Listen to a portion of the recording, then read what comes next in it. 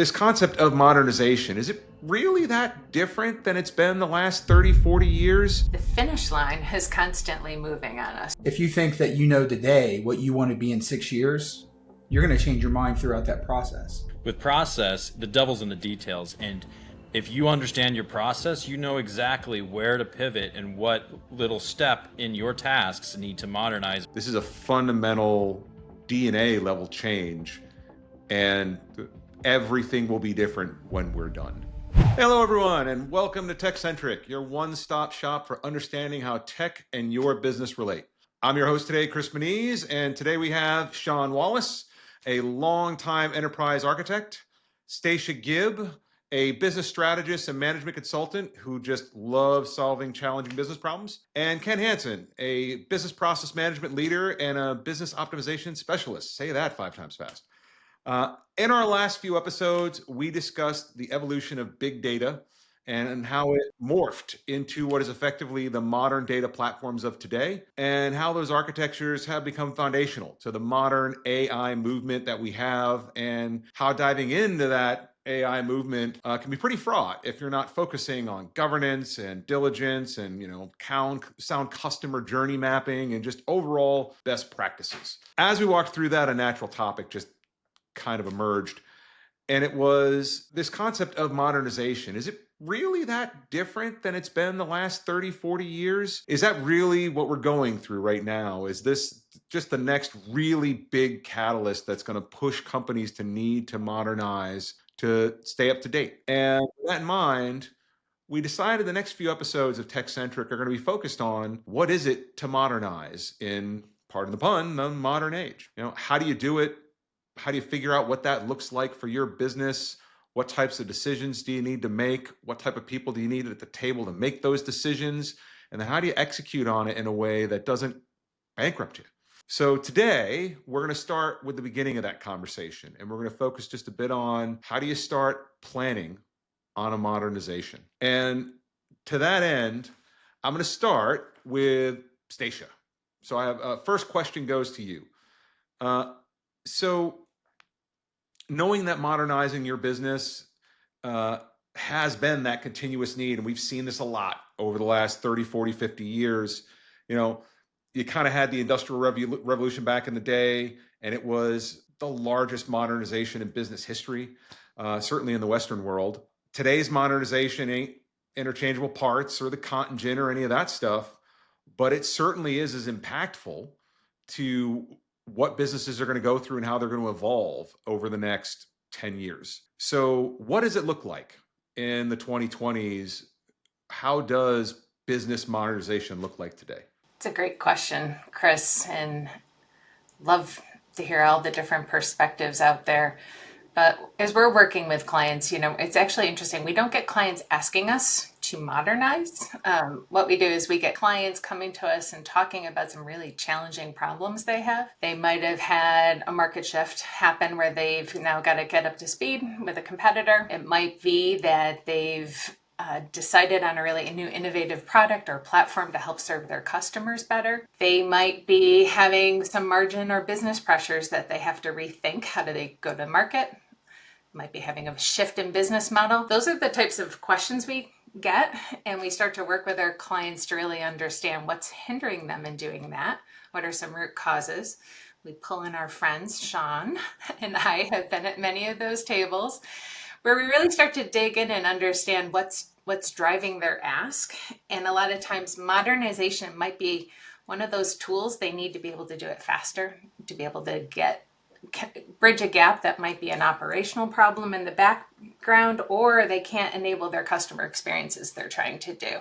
So it becomes a team problem. They're trying to solve a really lofty business problem, and you got to think of it holistically, from strategy all the way through to their business and customer outcomes, and what is their operating model shifts that have to happen, and then how does technology and data and process and everyone work together to really solve it? Would you say that if I were to say, just define for me what modernization is, it sounds like what you're saying is it's effectively just recognizing that we've been evolving as a business for 50 years, but this is an inflection point where our normal pace of evolution just won't do, and we need to jumpstart pretty rapidly 5 years forward in a year type of thing. There's a major business shift and all hands are on deck to figure out how to accomplish it.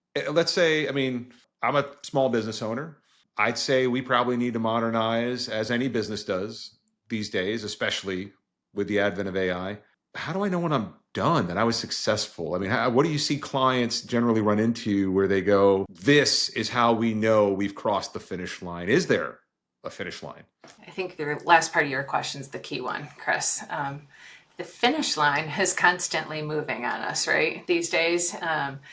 And even as we go and work with clients in terms of, let's say we've designed what the future is going to look like, we've created the plan to help them achieve it. We're actually looking for those incremental outcomes as they go, because there is no longer that big bang. I think we're seeing a lot of clients not want to go through the big bang. They want to actually be able to see outcomes as they go, be able to realize value. And so it makes you think about, how do you shift? The plane is flying, you can actually change the engine, but actually still accomplishing objectives and outcomes as you go. So I would say it's constantly changing, which is why everyone's looking to get more agility, more flexibility, so that they can shift as the next AI comes in. I could see that being rather scary, because that takes it from, well, there's a big hairy thing we need to do for the next year, and then we're there, and then we can breathe. And what I think I heard you just say is, no, this isn't a recognition of there's a point in time change we need to make, and then things can settle again. This is a recognition of, this is a fundamental DNA level change, and everything will be different when we're done, and ways of working will shift. There will be no, we get to settle at the end of it. It's, if your life is not different from at the end of this thing, we probably didn't do it right. Let me play that back. I think it might be scary for people at the big bang, right? In terms of everything's going to change in a year and then it's all going to settle. Instead, it's thinking about it as a growth mindset. We know life is constantly evolving and changing. We know, hopefully, there's a really good strategy in place for the company that's kind of clearly articulated what they're trying to achieve. And then together you're identifying through thinking about, when it's one of the evolutions of even business architecture that we've been experiencing a lot of people coming and talking to us about, as they started to think about their modernization, they're also starting to realize they got to align it with their business architecture to help strategy to execution, from strategy to be able to know what are those things we can change and should change in their operating models, to start to see those threads they can pull to get to outcomes. And that way it starts to become a growth mindset. Just instead of one big bang, let's start to think about one step in front of the next step in front of the next step. And I know Shawn likes to talk about repeating patterns. Because it builds the muscle memory for us to not have it be scary, but actually have it be just part of what we do. I always think about the end goal being potentially that I can change my mind and move in different directions as quickly as I need to without being hampered by any of the componentry, any of the processes, or anything that's involved. And if we can sculpt that and put that together, and we can get to that place. Modernizations take years sometimes. If you think that you know today what you want to be in 6 years, you're going to change your mind throughout that process. So we've got to be able to incrementally implement and then course correct. If we can do that, and if we can do that as quickly as our business needs to, I think we're there once we get some core things in place. I like that concept. I can imagine, to your point earlier, Stacia, I could see how a business executive would find that as a sort of a common sense statement, but also as that sounds like a massive hill to climb. So how am I going to do it? And it ties to something else, at least in my brain, that you mentioned earlier. You mentioned business architecture, which is a term I became familiar with a few years back, about a decade or so ago. And I'd love to ask you, Kent, how does business architecture, A, get informed by process, but B, how do you do exactly what Shawn and Stacia were just talking about from a business architecture and process and capability perspective of, to Shawn's point, if you think you know what your business is going to be 6 years from now, no, you don't. It will change. So whatever I redesign today, I'm probably going to have to redesign it, at least in part, 2 years from now, 3 years from now, in response to market pressures or what have you. So how do you do that and not make it feel like why bother? It's just all going to change in a year or two anyways. Well, if we go back 40 years ago to Toyota and GE and thinking about Lean and Six Sigma type of process improvement methodologies, this is not new. We don't think of the 80s anymore as modern. I guess some of the styles are coming back. Maybe, Kris, I saw you wear leg warmers the other day, right? I'll have to check and see if I was sleepwalking for that one, but okay. But these process improvement methodologies actually have been the same for 40 years.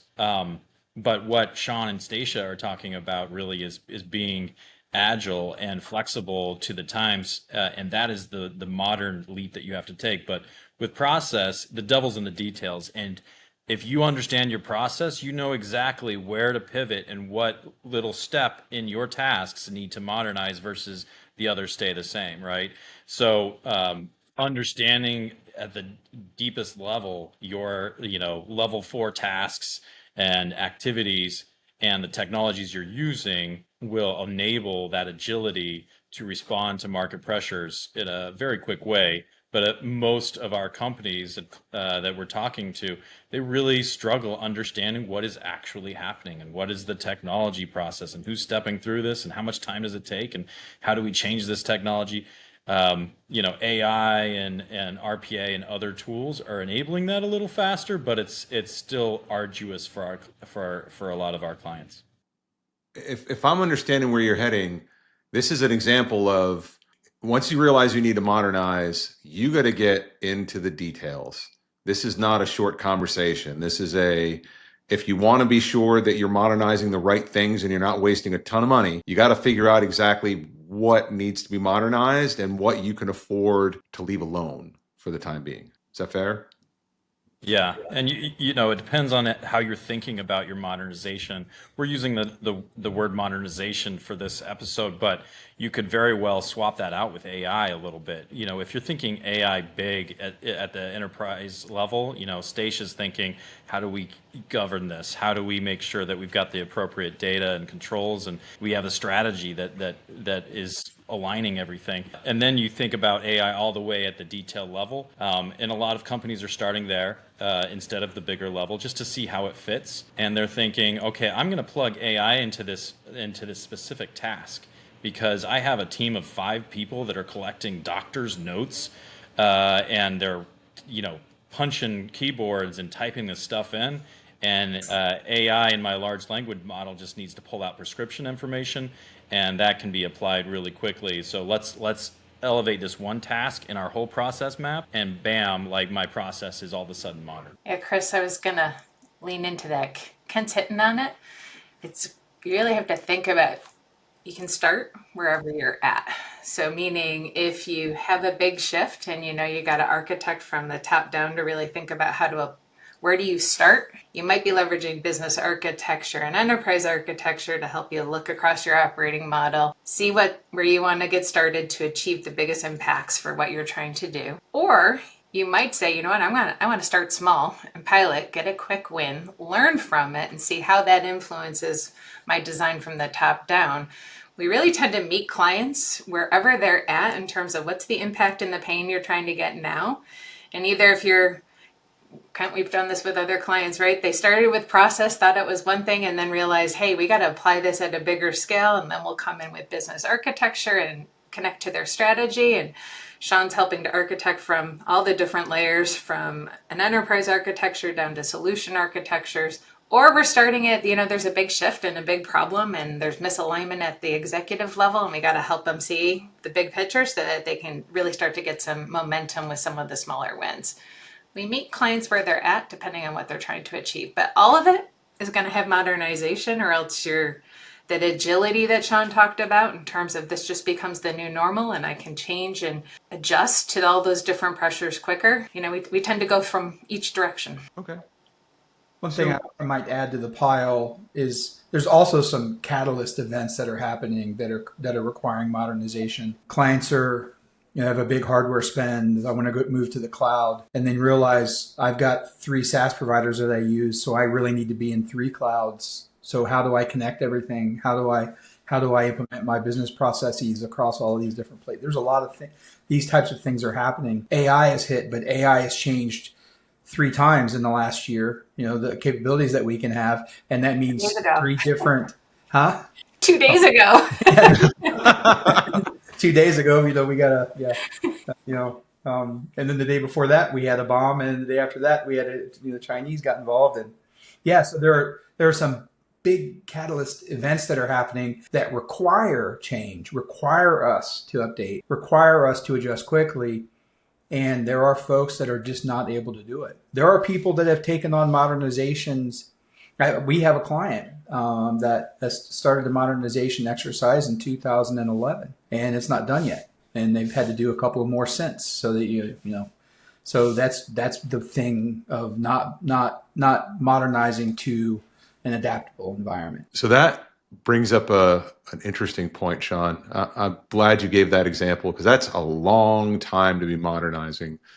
But is the flip side of that a bit of what you guys were talking about earlier in terms of there is no real finish line? It's almost, you have to start building the muscles of, I understand the capabilities I'm driving to within that business architecture, and how do I then align that to an enterprise architecture or technology architecture that is flexible and adaptable and modular enough such that as that business architecture continuously evolves, that enterprise architecture kind of moves in tandem with it?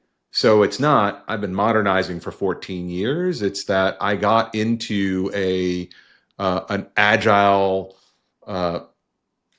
evolutionary mindset, 12 years ago, and we're still going strong, and we're keeping up just south of the cutting edge because that's what we're comfortable.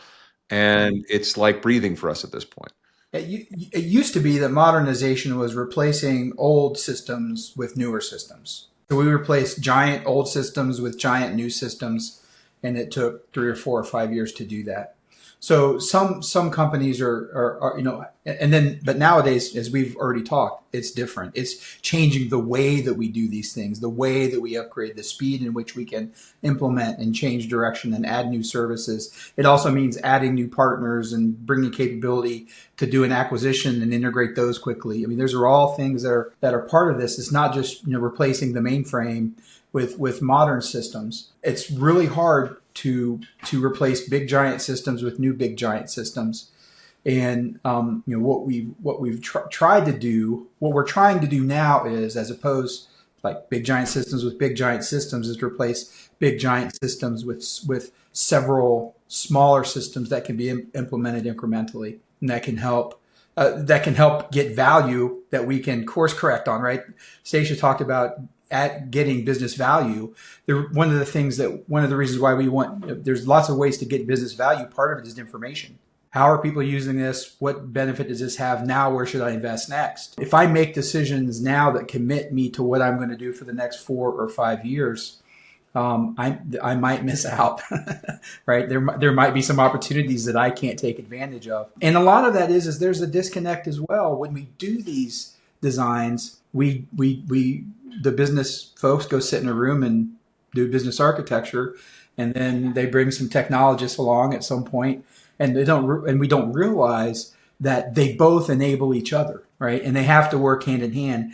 We don't build systems in vacuums. We build them with business objectives in mind, and agility is a business objective. It's really that holistic view. You need the key partners in the room, from your different product to customer experience to maybe business architecture and process and enterprise architecture. I think where clients are really learning is it's system thinking. You gotta architect it from the beginning, understand the trade-offs together so that you can get there faster. When I think about big giant systems, Shawn, that you're talking about from days of yore, one thing that companies are realizing is that these big giant systems never solved all their problems. They were sold a big picture. Hey, this big giant system is going to solve all your problems and everything works.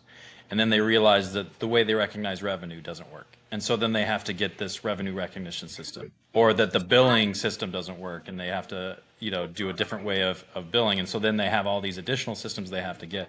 So they're realizing that the big giant systems aren't working, and they're moving to, smaller, more detailed systems that do exactly what they promised to do, and no more, no less. And they're not putting in custom code because they want to stay up to date with all the updates. And what it means for modernization is you have to have some way of pulling in all of these specific business needs to be automated.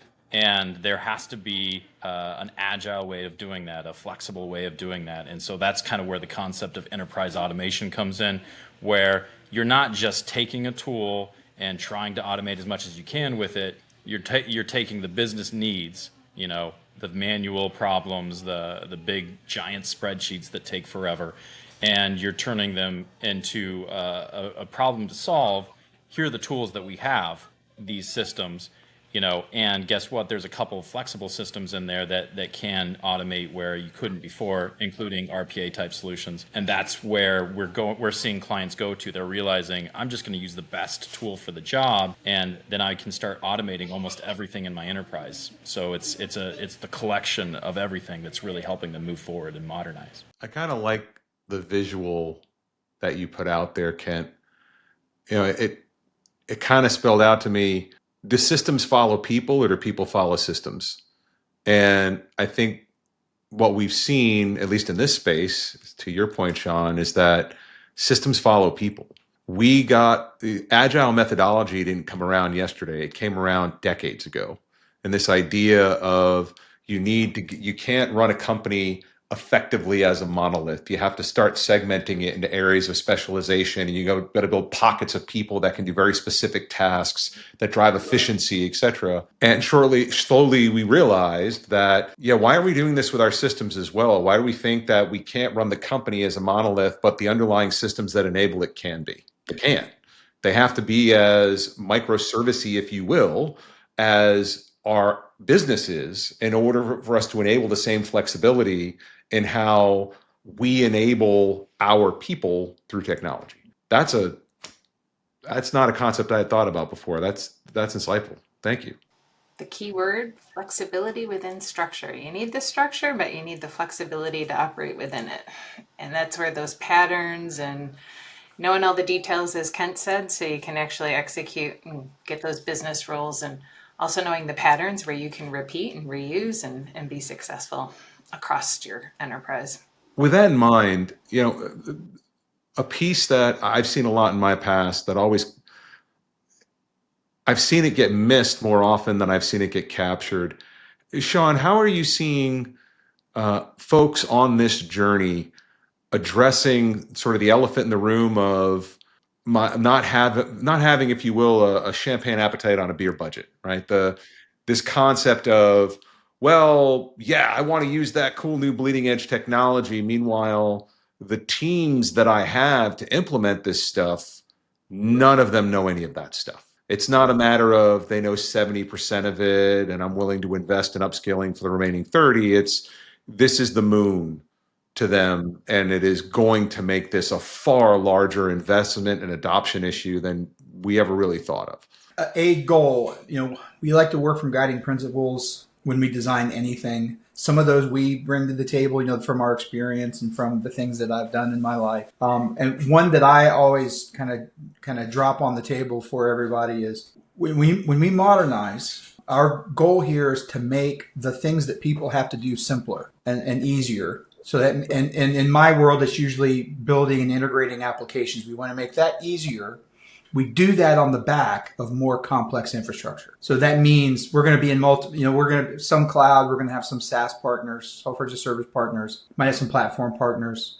We might still, for some amount of time, some of us might be hosting our own stuff. So we can leverage some infrastructure that's a little more complex, but we're a little better at keeping that going and instrumenting than we are at building complex software systems. They tend to give us trouble. So what we're doing is we're hopefully building simpler tools, simpler software, simpler services, but the trade-off is more complex infrastructure. So what I get in it, what we used to have with these large systems is that you had to have tons of knowledge about the system. So this ramp up time for team members on the business side and on the technology side was years sometimes.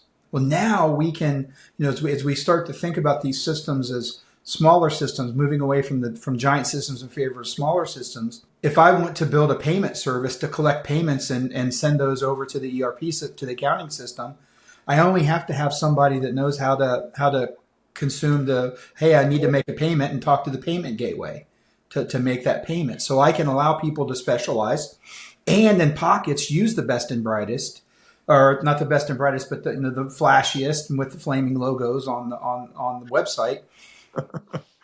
But that also allows me to move away from them when they're not in style. I can get the benefit while they live, but I can move away from them with low risk.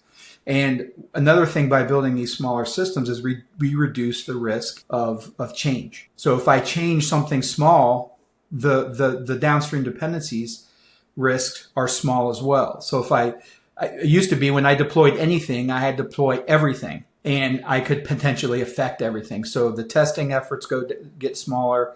The build efforts get smaller. I rely on more complex infrastructure. I require collaboration, yes, but less cross-team dependencies. I can't do what I do until you do what you do. Well, we try to do away with that by using this new infrastructure. Now, the thing about the new infrastructure that we keep talking about, that I talk about, leaning on this infrastructure, they're the old patterns. They're the things that we've been doing for a long time. They're just they're implementable and they create some features that we need now because we're in multiple data centers and integrating applications that might not natively know how to talk to each other. Got it.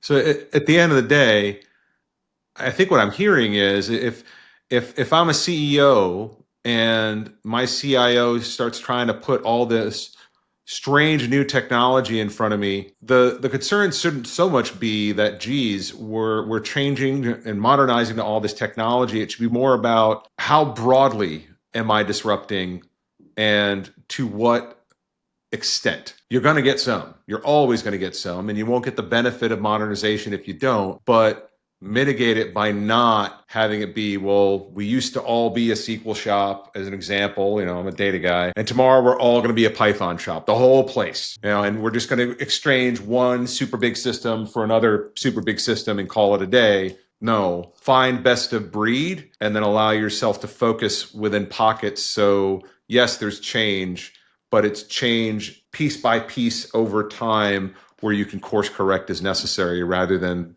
a massive implementation that implodes on you. Yeah, 100%. And then you allow certain teams to do certain areas of the company. And also, we always have this tension in the company when business group wants to do a thing that conflicts potentially with what another business group wants. What we want to do is to give that flexibility and not create dependencies that cause things to break. So we have there's a lot of options that we have, but then on top of that, you're good. Enterprise architects that are helping you out are not picking, lightly used tooling in the ecosystem. They're using patterns that a lot of people know, using tools that a lot of people know, maybe in new ways to this company, but certainly in ways that would make sense to someone looking in. So we're not doing anything esoteric. We're not doing anything super unique. We're using off-the-shelf patterns, off-the-shelf protocols, off-the-shelf tooling to build solutions that are bespoke for us and our teams. Kris, what that helps with when the CEO is talking to the CIO, it allows with the strategy and the teams to actually, as you're thinking about your plans, you can actually start to become what's good enough and stop changing that and really focus on what's going to give you value and impact and focus your energy there. And that way you're not repeatedly changing the things that are good enough because of these big system overhauls.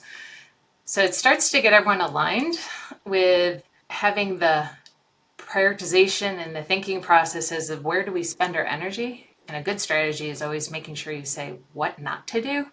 And it gives you that flexibility to do it. I think in general, we've kind of covered the broad strokes of what we wanted to get to, but I guess sort of closing thoughts from the three of you folks. If you were sitting across the dinner table from a CEO right now who's realizing I've got to modernize, especially in this world of AI. I'm not ready for it at all. I need to modernize, and I need to know where to start. What's the first piece of advice that you would give them to make sure they're thinking about it in the right way? And I'll start with, since I started with you, Stacia, at the beginning, and I ended with you, Shawn, I'll start with you, Shawn. What's the one piece of advice you would give them?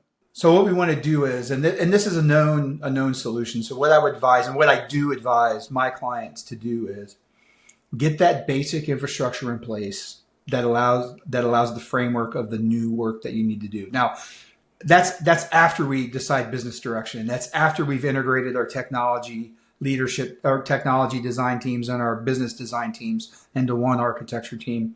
But the first thing you want to do is, when you get to implementing, is to build that foundation.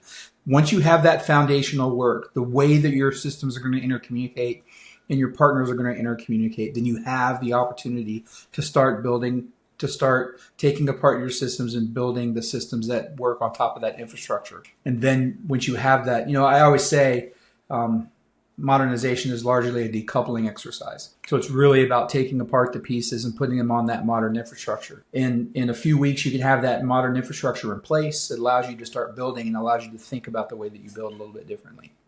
All right, Kent, what about you?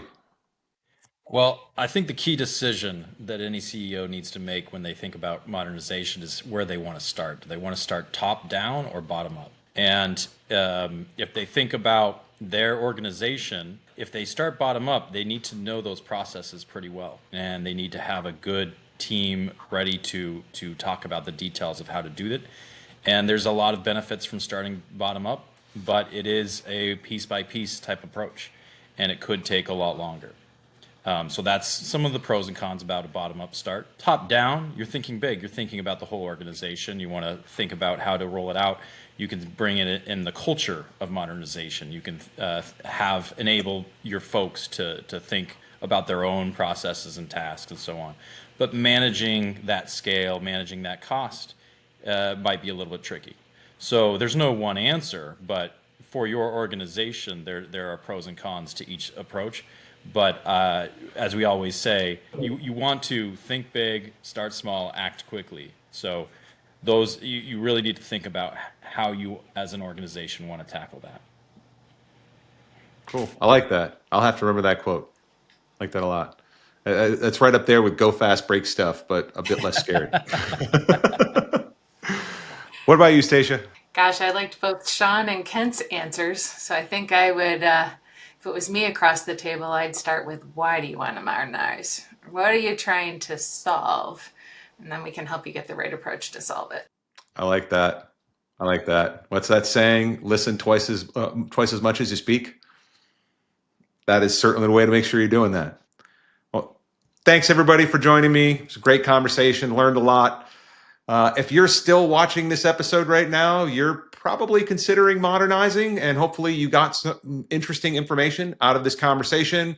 Hopefully the discussions around business architectures and enterprise architectures were helpful as you're considering where you're needing to go, and getting you thinking about how far along are we and how much work do we have to do to figure out how big of a jump this is going to be. If you want to keep the conversation going or suggest an idea for a future episode, please comment below. And as always, if you have a question for me or one of our guests, you can contact us directly via the contact information in the description below.